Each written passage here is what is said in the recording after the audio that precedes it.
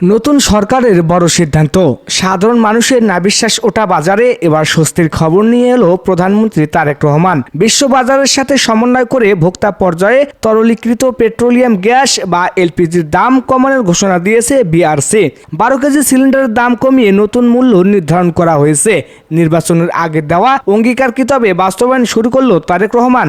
কেন এই দাম কমানো সাধারণ মানুষের জন্য এক স্বস্তিকর খবর? দেশের ইতিহাসে এই প্রথম কি দ্রুততম সময়ে জ্বালানির দাম সমন্বয় করা হলো? বিস্তারিত চাঞ্চল্যকর সব তথ্য নিয়ে আমাদের আজকের বিশেষ প্রতিবেদন। দর্শক, বিআরসি আজ এক বিজ্ঞপ্তিতে গ্যাসের দাম কমানোর ঘোষণা দিয়েছেন। নতুন সিদ্ধান্ত অনুযায়ী 12 কেজি সিলিন্ডারের দাম 1341 টাকা নির্ধারণ করা হয়েছে, যা আগে ছিল 1356 টাকা, অর্থাৎ সরাসরি 15 টাকা কমানো হয়েছে সিলিন্ডার প্রতি।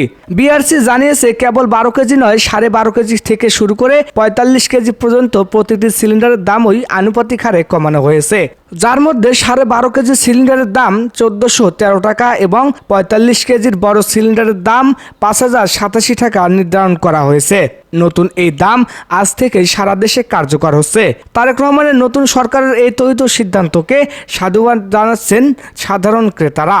স্মরণ করা যেতে পারে, বছরের শুরুতে জানুয়ারিতে 12 কেজি সিলিন্ডারের দাম 53 টাকা বাড়ানো হয়েছিল। ফেব্রুয়ারির শুরুতে আরও 50 টাকা বেড়ে দাম ঠেকেছিল 1356 টাকায়। গত সরকারের আমলে সেই ধারা ভেঙে এবার দাম কমানোর যাত্রা শুরু হলো। প্রধানমন্ত্রী হিসেবে দায়িত্ব নেওয়ার পর তারেক রহমান জ্বালানি মন্ত্রণালয়কে বিশেষ নির্দেশনা দিয়েছিলেন যাতে সাধারণ মানুষের উপর চাপ কমানো যায়। আজকের এই 15 টাকা কমানোর সিদ্ধান্তকে ক্ষুদ্র মনে হলেও বিশ্লেষকরা বলছেন এটি একটি ইতিবাচক সংকেত। এর ফলে অটো গ্যাসের দামেও প্রভাব পড়বে, যা গণপরিবহনের ভাড়ায় ইতিবাচক পরিবর্তন আনতে পারে। ভোক্তাদের সুবিধার জন্য বিআরসি প্রতিটি ক্যাটাগরির দাম আলাদা করে দিয়েছে। 12 কেজি সিলিন্ডারের দাম 1413 টাকা, 15 কেজি সিলিন্ডারের দাম 1696 টাকা, 20 কেজি সিলিন্ডারের দাম 2260 টাকা, 25 কেজি সিলিন্ডারের দাম 2826 টাকা, 35 কেজি সিলিন্ডারের দাম 3956 টাকা এবং 45 কেজি সিলিন্ডারের দাম 5087 টাকা নির্ধারণ করা হয়েছে। বিআরসি প্রধান জানিয়েছেন, আন্তর্জাতিক বাজারে প্রোপেন ও বিউটেনের দামের তারতম্য বিবেচনা করে এই নতুন মূল্য তালিকা করা হয়েছে। তবে সরকারের পক্ষ থেকে আমদানি শুল্ক কমানোর মতো বড় কোনো সিদ্ধান্ত এলে দাম আরও কমাতে পারে।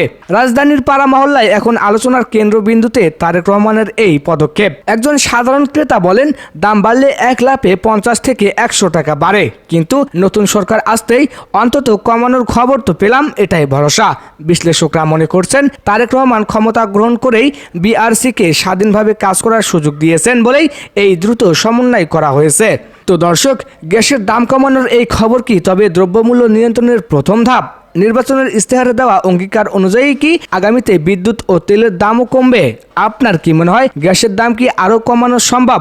আপনার মূল্যবান মতামত জানিয়ে দিন আমাদের কমেন্ট বক্সে। দেশের প্রতিটি উন্নয়ন ও নতুন সরকারের প্রতিটি ব্রেকিং আপডেট সবার আগে পেতে আমাদের চ্যানেলটি সাবস্ক্রাইব করে সাথেই থাকুন। ধন্যবাদ।